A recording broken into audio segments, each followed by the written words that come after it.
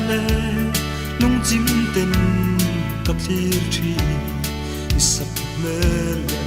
oi hel inun da zong zong te hi mi tenan soi chiat na che inun da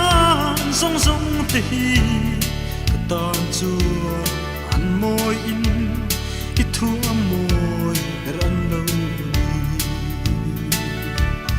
o isa mel moya chuan ka tan tor zolo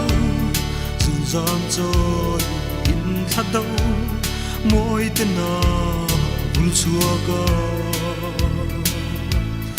isa ka ruang moya chuan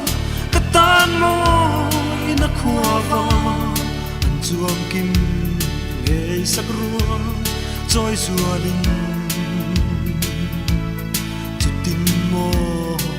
sak me chu ka han clear thina an che tong kho fel meu po alang thar thi asin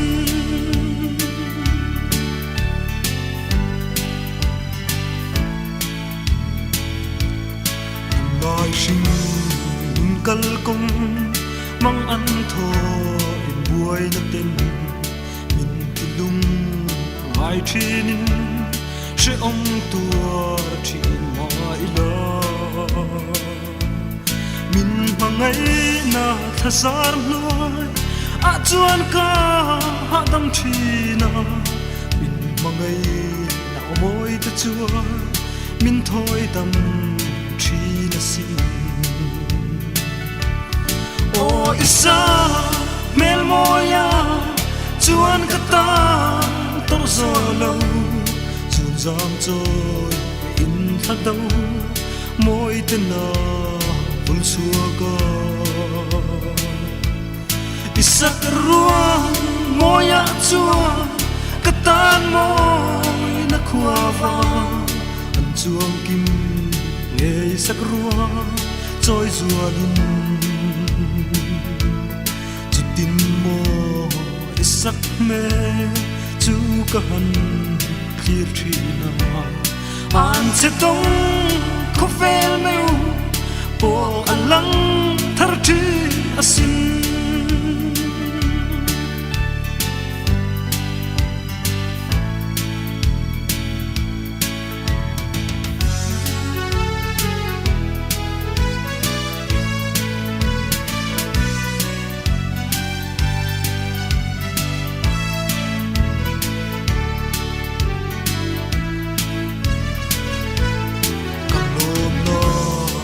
kim tu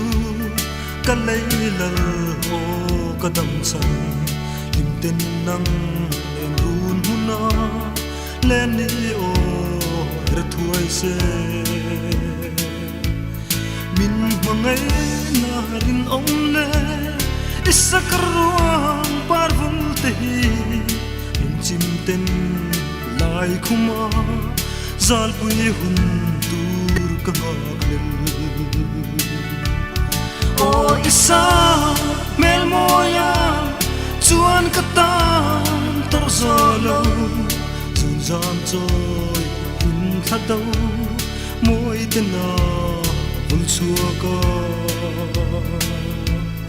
isa ka ruang moya chuan ka tan moi na khua va an chuan kim nge sak ruang choi zualin